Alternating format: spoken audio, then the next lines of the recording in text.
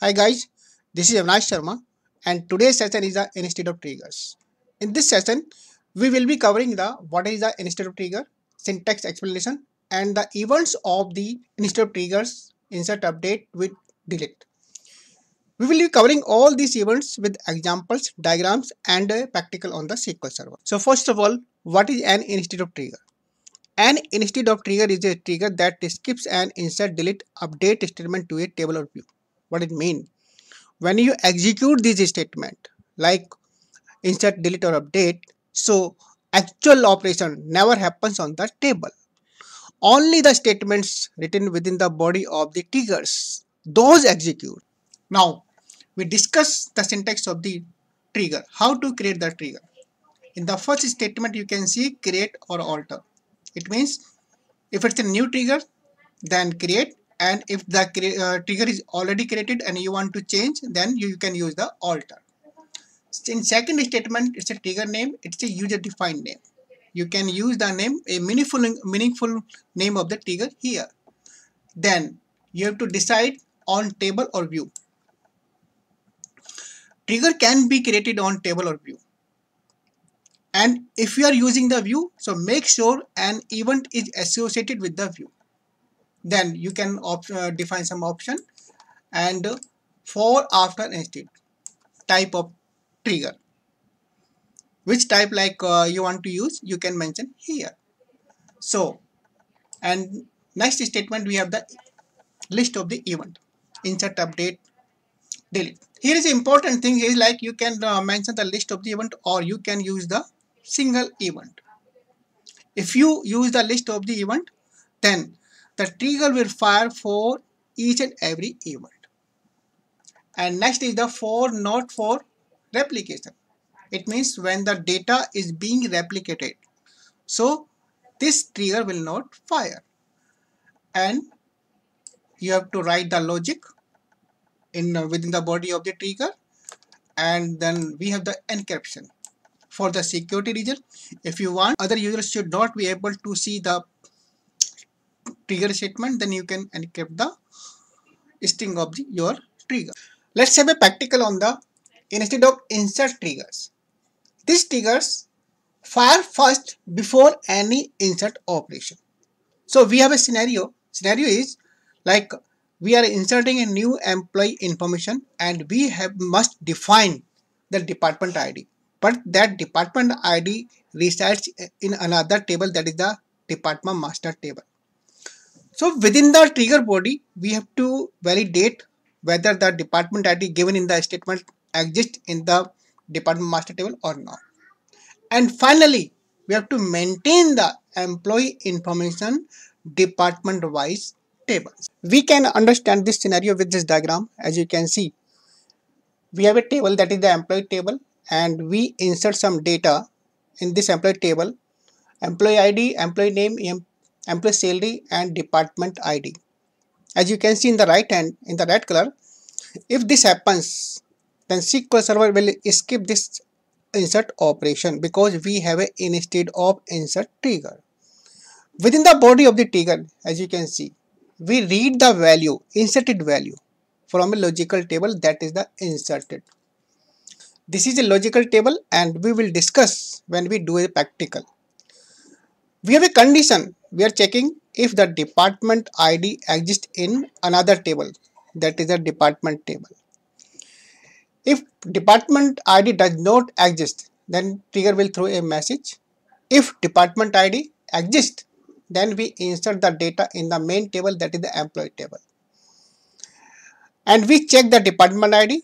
According to department ID, we will insert the data into the related table. Okay, let us check the tables what we have in our database. So you can see we have 4 tables.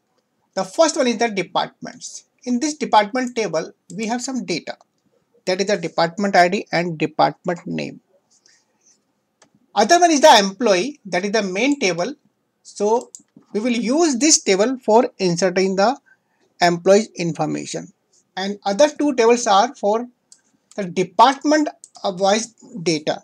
It means if the employee belongs to the account department, then we will maintain his information in this table. and if the employee belongs to the HR department, then we will insert the information HR employee table. Okay, now we create the trigger. The name of the trigger is the TRG and employee.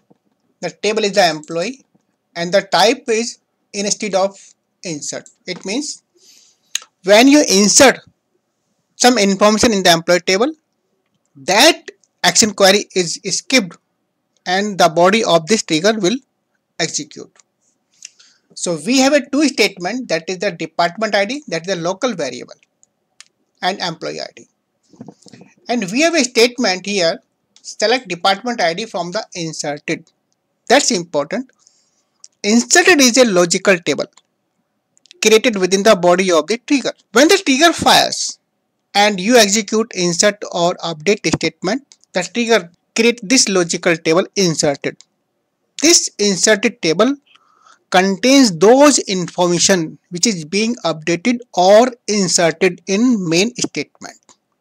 So I am taking the value of the department ID. Why?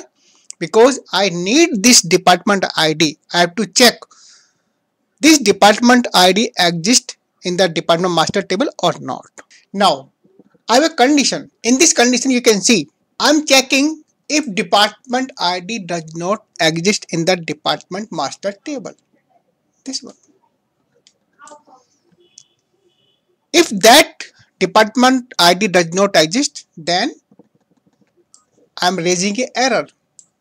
Invalid department ID and return. It means the process of this trigger ends here. This is the condition. Okay. Now, suppose if the department ID exists in the department master table, then I am inserting in the main table, that is the employee, all the information of the employee within the body of the trigger. In this statement, set EMP-ID scope identity, that is the inbuilt function of the SQL server, and it finds the last inserted ID because there is a auto increment column. So I am assigning that last insert ID in this local variable. That is the EMP ID. We will use this EMP ID for another tables. Here we have a condition if department ID is 1, and in department tables 1-4 is the HR department. So if department ID is 1, then insert this information in HR employee table. And if the department ID is the 2, then insert those information in account employee table. So along with the main table, we are also maintaining the data department wise, and this is happening within the body of the trigger. Okay. Now we test the trigger. So first of all, we check the data in the tables. In department table, already we have some data with department ID and department name. Okay, 1 for the HR, 2 for the account, and 3 for the IT. Then we check other tables and we find no data in any other table. Now we have a statement, that is the insert into employee main table.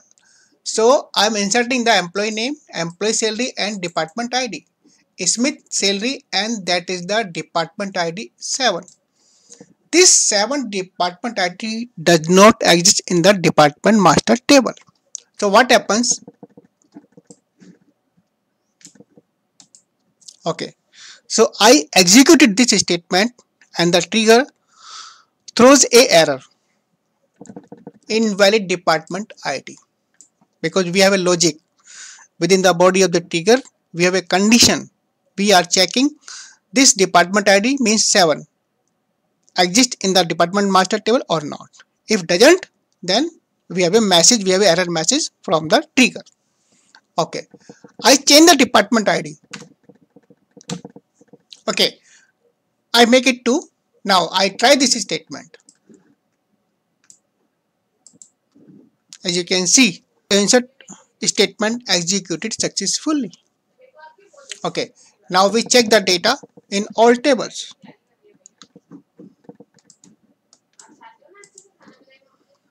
As you can see, in the employee table, we have data, employee ID, Smith and salary, then department ID 2. And 2 is for the account department. That's why we have the data in account department.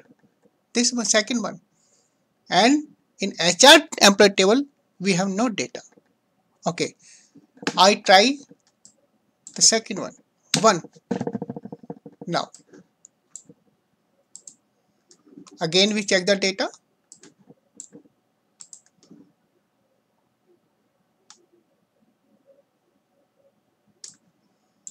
As you can see, in the employee main table, we have 2 records.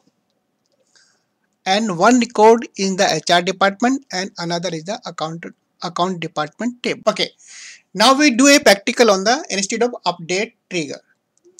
In this trigger, we have a condition. If the employee ID is being updated in main statement, then trigger should throw a error. The employee ID cannot be changed. For this purpose, we'll create a trigger. We can understand this scenario with this diagram. As you can see, we have an employee table and we are updating these information: employee ID, employee name, employee salary and department ID. In the right hand, you can see it says SQL Server skips this update statement because we have instead of update trigger. In that case, only the body of the trigger executes. In the body of the trigger, we have some statement, some logic. First of all, we read the value EMP ID, EMP name, EMP salary, department ID from a logical table, that is the inserted. This inserted table already we have discussed. This is created by the trigger. Within the body of the trigger, we can access the value, inserted value or updated value from this logical table. Then we have a condition. Condition is if EMP ID is being updated, that is the column name, then trigger will throw a error. The EMP ID cannot be changed. If the condition is no, it means the EMP ID is not in the list of the update, then simply it will update your employee information. Now we create a trigger. The name of the trigger is the TRG update employee. Table is the employee and type is instead of update. We have 3 local variable: EMP ID, EMP name, EMP salary, and this is the statement. We are taking out the value from the inserted logical table. Already we discussed this logical table. So we are assigning these value in the local variable, and then we have a condition. If the EMP ID, this column is being updated, then we throw a error. The trigger will throw error and then return. End of the process.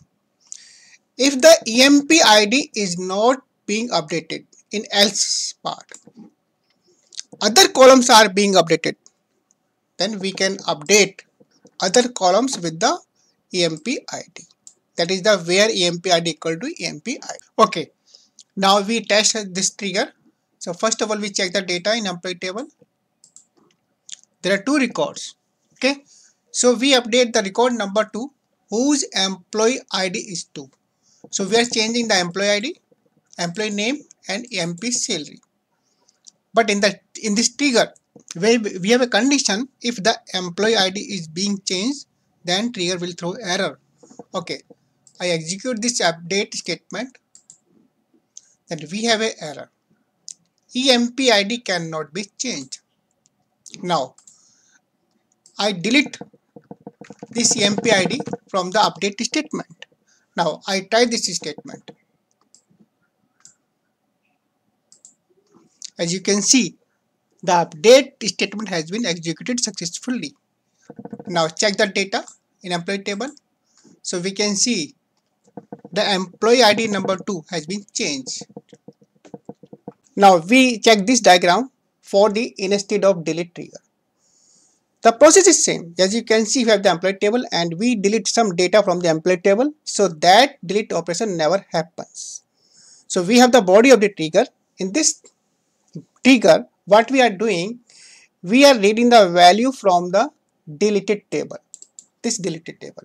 this is different now, because in case of the delete statement, the trigger creates a table that is the logical table deleted, and we can access the deleted value from this logical table. So we are inserting those deleted value in a HT table for the future reference. Now we come to the instead of delete trigger. This trigger we like create for the audit purpose generally, because when somebody tries to delete the data from the employee table, the data will stay there. The data is not deleted from the employee table, but trigger will maintain the history of the data which was being deleted. So for audit purpose, in the future, you can check somebody tried to delete the data and which data. You can check with this history table. Okay, now we test this instead of delete trigger. First of all, we check the data in employee and history table. In employee table, there are two records, and history table there is no data. Okay, now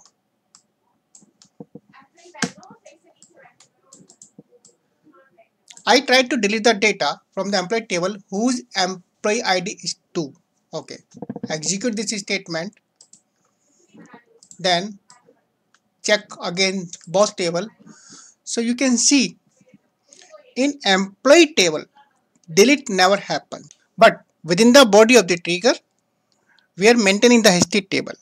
The data which was being deleted will be inserted into history table. So guys, this was all about the instead of triggers. If you like this video, please subscribe and share. Thanks, and thanks for watching this video.